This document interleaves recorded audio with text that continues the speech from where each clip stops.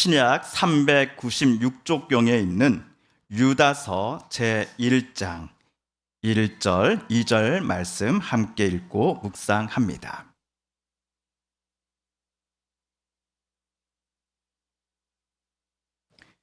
저 여러분이 우리 한 목소리로 1절, 2절 말씀을 함께 봉독하겠습니다. 시작.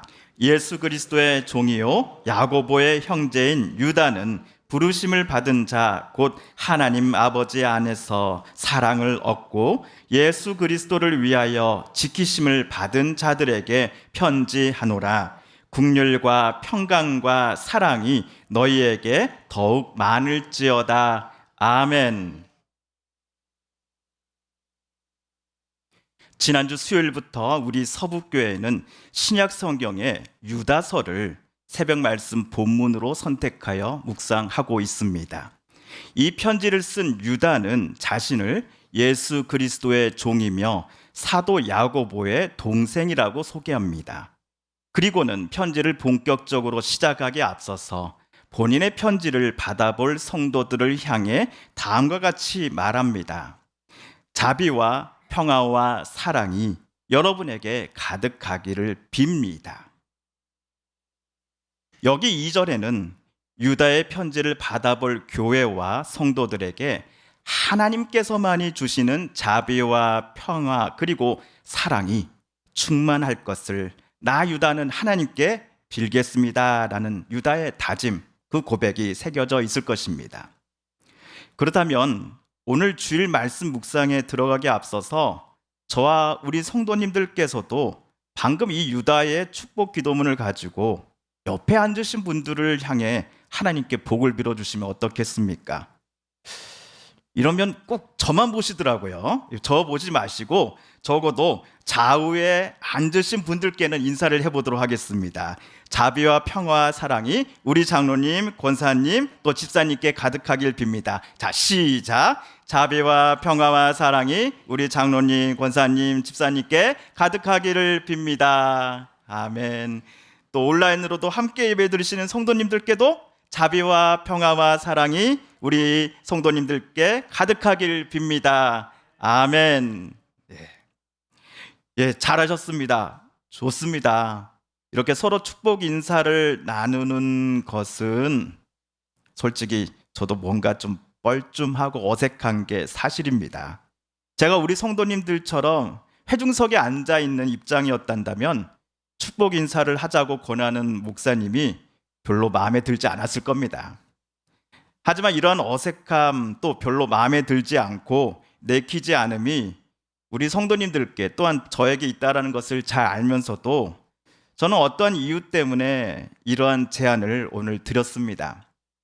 도대체 그 이유가 또 사연이 무엇인지를 바로 말씀드리기 앞서서 잠시 우리 지난주 일들을 한번 떠올려 보겠습니다. 2주 전 7월 27일이죠.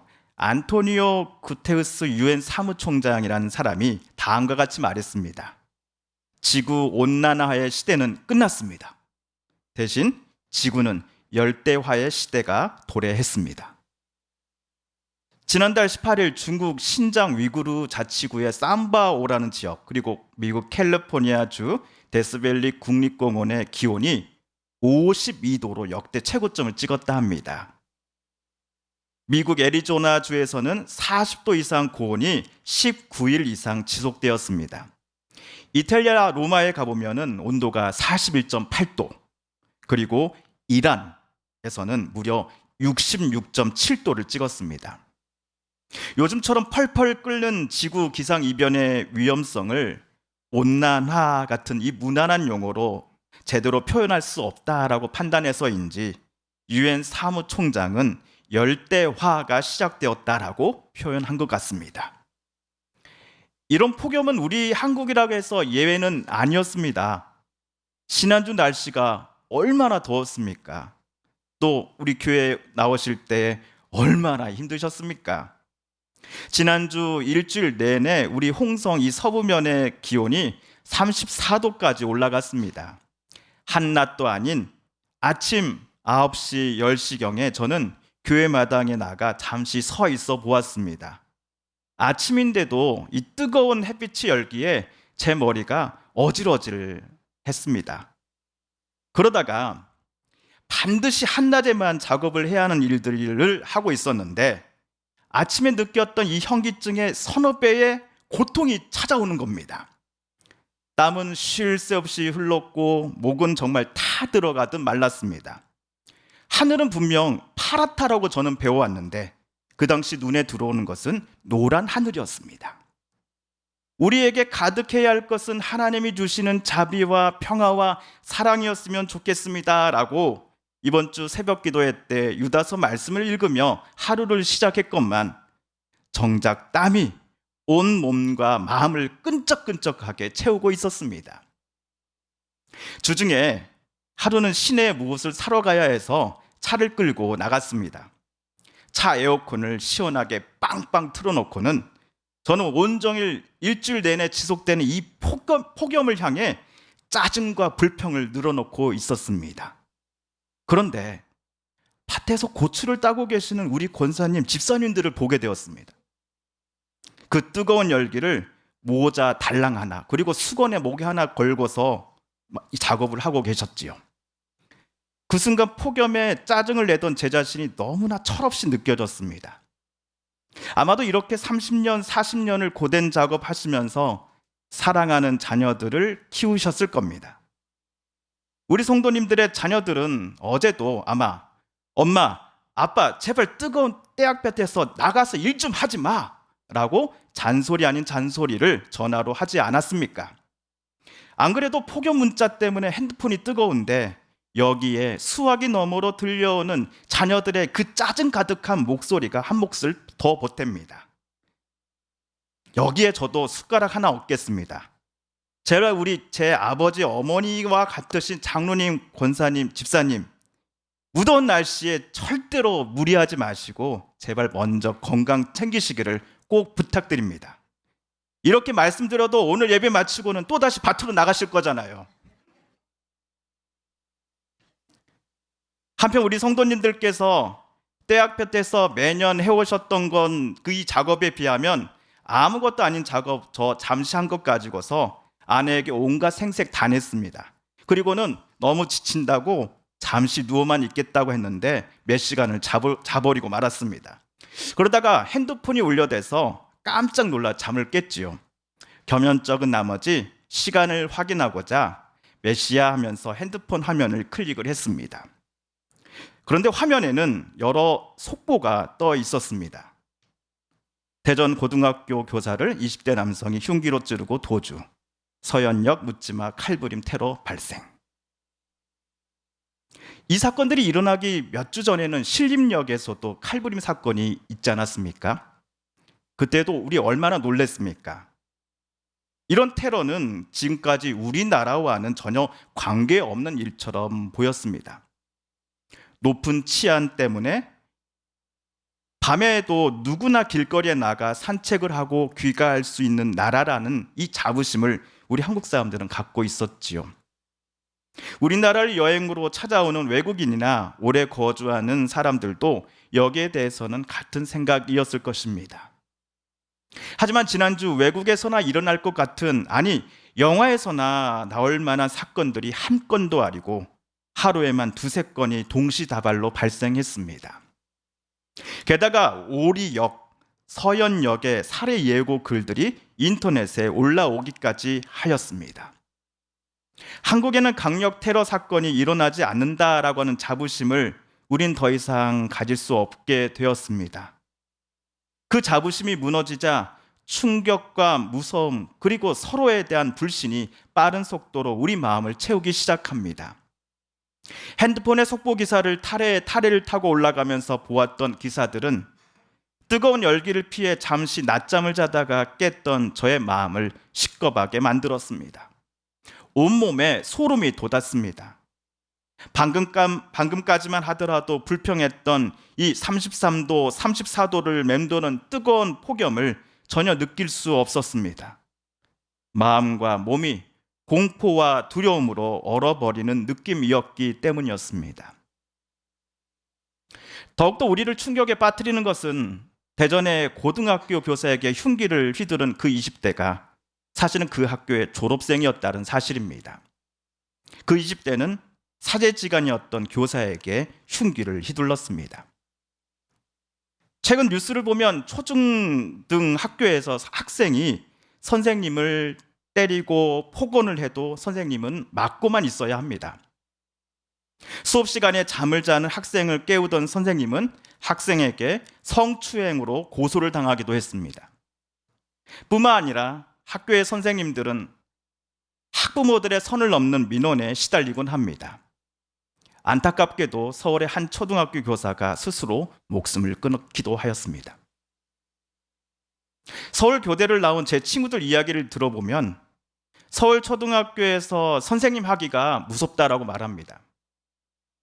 평일, 주말 가리지 않고 울려대는 학부모들의 민원 전화와 문자, 그리고 수업보다도 더 많은 행정 업무, 게다가 학생들의 폭언과 폭행을 감수해야 하는 일까지, 어느 지방이나 마찬가지이겠지만 서울은 더더욱 심하다라고 말합니다.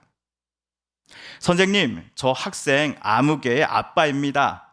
제 직업이 무엇인지 선생님도 잘 알고 계시지요? 와 같은 문자로 시작하는 민원을 선생님들께 보내는 학부모도 있다 합니다. 학부모는 그의 직업 때문에, 그리고 지금 하는 일로 인해 유명세를 타고 있다 한다면 사회에 상당한 영향력을 가지고 있겠지요. 반면 교사는 그렇지 못합니다. 교사라는 직업을 떠나서 사람은 누구나 사람이기 때문에 존엄을 인정받아야 합니다. 교사도 누군가의 귀한 아들이고 딸이며 어떤 이의 아버지이고 어머니이기도 합니다. 내 자식, 내 아들, 내 딸이 세상에서 제일 귀한 만큼 다른 이들의 아들, 딸인 선생님들도 존중받아야 합니다. 이것은 예수께서 말씀하신 서로 사랑하라는 명령의 가치이기도 합니다. 또한 어떤 가수의 노래처럼 사람은 꽃보다 아름답기 때문입니다. 하지만 어느 때부터 교사의 권리와 존엄은 사라진 지 오래입니다. 오로지 나만, 내 자식만, 우리 가족만 제일 먼저 존중받아야 하고 가장 많이 인정받아야 한다라고 하는 이기심이 상대방의 인격에 얼마나 큰 상처를 주는지를 우리 사회는 애써 모른 척하고 있는 듯 보입니다. 세상은 참으로 어두워지고 있으니 세상의 빛과 소금이 되라라는 예수님의 명령에 우리는 순종해야 합니다와 같은 메시지를 교회 안팎에서 저와 여러분은 많이 들어오셨을 것입니다. 하지만 여태까지 세상은 점점 어두워져 간다라는 이 문장이 솔직히 저와 여러분에게 구체적이거나 아니면 구체적이지도 않고 막연한 구호처럼 여겨지지는 않으셨습니까? 그러나 지난주에만 일어난 수많은 사건, 사고, 그리고 테러는 우리의 머리를 뭔가로 쿵 때리는 것 같은 큰 충격을 가져다 주었습니다. 그런데 이러한 세상 안에 우리 그리스도인들이 살아가야 합니다. 우리의 이웃과 학교, 회사의 동료들과 어울려 공동체와 조직을 꾸려 나가야 합니다. 교회가 완전한 공동체는 아닙니다만 여기 교회가 제일 좋사오니 여기에 장막을 짓겠습니다 하면서 세상과 분리되어 생활할 수는 없습니다. 세상을 좋아하든 싫어하거나 두려워하든지 간에 그리스도인 된 저와 여러분은 적어도 한국, 충남, 홍성, 이홀이라고 하는 이 지역 사이에 속하여 살아가야만 합니다. 하지만 어느 목사님들의 설교처럼 세상을 우리 그리스도인들이 단번에 확 바꿀 수 있습니까? 만약 그럴 수만 있다면 얼마나 좋겠습니까? 사자우를 쏟아내는 설교자들의 그 외침과는 달리 우리 그리스도인들은 요즘과 같은 세상 앞에 너무나 무기력하게 보이는 게 사실입니다. 우리 세대는 그렇다 치더라도 우리의 자녀들, 우리의 손주들이 자라나가야 할 사회와 세상 그리고 환경을 부모인 우리들은 걱정할 수밖에 없습니다. 그럼에도 우리는 그저 손을 놓고 세상을 바라볼 수만은 없을 것입니다. 즉각 우리의 바램처럼 세상이 초심으로 바뀌지 않는다고 할지라도 우리가 오늘 하루 감내해야 할 사명을 멈추지 말아야 하기 때문입니다. 그 사명이란 내가 하나님께 은혜를 받았으니 받은 은혜에 감사하며 다른 이들에게도 하나님의 은혜가 가득하기를 기원하는 일이어야 합니다.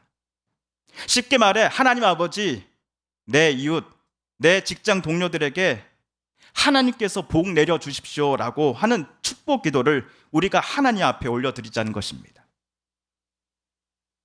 오늘 유다의 설명처럼 저와 여러분은 하나님께로부터 하나님의 자녀로 부르심 받은 사람들이요, 하나님 아버지께서 사랑하고 예수께서 지켜주시는 사람들입니다. 오늘 유다가 편지를 보내면서 제일 먼저 한 일은 성도들을 축복하는 일이었습니다. 자비와 평화와 사랑이 여러분에게 가득하기를 빕니다 하는 기도를 유다는 누구에게 했을까요? 하나님 아버지께 이 기도를 올려드렸을 것입니다. 여기서 잠시 우리 선한 사마리아인의 비유가 나오는 누가복음 10장 36, 37절을 찾아 함께 읽어보겠습니다. 시작. 내 생각에는 이 세 사람 중에 누가 강도 만난 자의 이웃이 되겠느냐? 이르되 자비를 베푼 자니이다. 예수께서 이르시되 가서 너도 이와 같이 하라 하시니라. 아멘. 누가복음에서도 자비라는 단어가 등장합니다. 성경사전은 자비라는 단어를 남을 긍휼히 여기다, 남의 아픔과 연약함에 대해 모른 척하지 않고 연민을 함께 느끼다라고 정의합니다.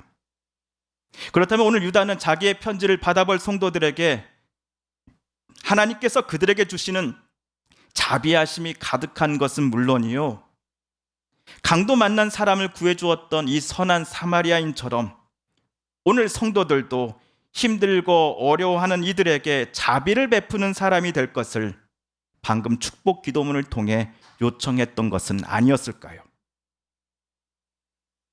그런데 자비와 사랑, 평화 이 세 가지 모든 것은 적어도 나 자신이 또는 내 자식이 귀한 만큼 우리의 선생님이, 내 이웃이, 내 직장 동료가 하나님께서 가장 소중하게 생각하시는 사람들 중 한 명이다라는 사실을 인정하는 데에서부터 시작할 것입니다. 우리가 하나님의 은혜로 말미암아 조건 없이 하나님의 자녀로 부르심을 받았건만 어찌 우리가 남을 조건을 만들어 가지고 판단하고 순위를 매기며 상하를 결정하려고 한단 말입니까? 우리가 진정한 하나님의 자녀요 성도라고 한다면 하나님의 마음을 가져야 합니다. 하나님의 마음과 눈으로 본다면 내 자식이 금쪽이인 것만큼 다른 이의 자식도 마찬가지로 금쪽이로 우리는 보게 될 것입니다. 오늘 주일 어느 교회 강단에서는 지난주 있었던 충격적이고 무서운 사건 그리고 사고들 때문에 사자후를 토하는 목사님들이 계실지도 모르겠습니다. 그러나 저는 사자후를 토할 수가 없습니다. 솔직히 우리의 말이 얼마나 무기력한지 저는 잘 알기 때문입니다. 게다가 어느 사람처럼 우리들은 사회에 큰 영향을 끼치는 사람들도 아니기 때문이죠. 그러나 저와 여러분, 즉 하나님께서 성도요 하나님의 자녀로 부르심을 받은 우리 성도들이 남의 일처럼 세상을 바라보며 세상 속에서 외딴 섬으로 살아가고 싶지는 않습니다. 점점 차가워지고 무서워지는 이 세상을 단번에 교회와 우리 그리스도인들이 변화시킬 수는 없을 것입니다. 하지만 이솝우화에서 어떤 이의 외투를 벗기게 한 것은 강한 바람이 아니라 뜨거운 태양이었다는 이야기에서 우리는 한 가지 교훈을 얻고자 합니다. 우리가 하나님께 받았던 그 자비와 사랑과 그리고 은혜와 평화를 저와 여러분이 세상에 전하기를 멈추지 않을 때에 점점 차가워져 가고 무서워져 가는 이 세상 속에서도 사랑의 온기가 분명 생겨나 피어오를 것입니다. 그래서 저는 이 아침 우리가 그리스도인으로서 저와 여러분이 할 수 있는 가장 작은 일, 아니 우리가 반드시 해야 하는 일부터 시작해보자라고 우리 성도님들께 말씀드리고 싶습니다. 오늘 유다의 축복 기도문처럼 자비와 평화 그리고 사랑이 내 앞에 앉아있는 우리의 성도들 또 이웃분들에게 가득하기를 하나님 앞에 기도 드리십시다. 그리고 이 기도처럼 우리도 강도 만난 것과 같은 큰 아픔과 슬픔을 겪는 이들을 그 자비의 마음으로 함께 품고 울어줘야 하겠습니다. 진심으로 서로를 사랑하되 하나님께 내가 받았던 그 평화를 그리고 은혜를 내 눈에 보이는 이들에게 나누며 하루하루를 살아가는 우리 그리스도인들이 되어야 할 것입니다. 진상규명이 정확하게 실시되어 피해자들의 억울함이 풀어져야 하겠습니다. 중앙정부와 지방정부도 다시는 이러한 비극이 일어나지 않도록 예방의 책임을 다해야 할 것입니다. 마지막으로 지난 한 주 일어난 너무나 무서운 사건과 테러로 인해 다치신 분들, 또 희생당한 분들의 가족들을 하나님께서 위로해 주시고 회복시켜 주시기를, 그들의 눈물을 닦아 주시기를 간절히 기도드립니다. 함께 기도하겠습니다.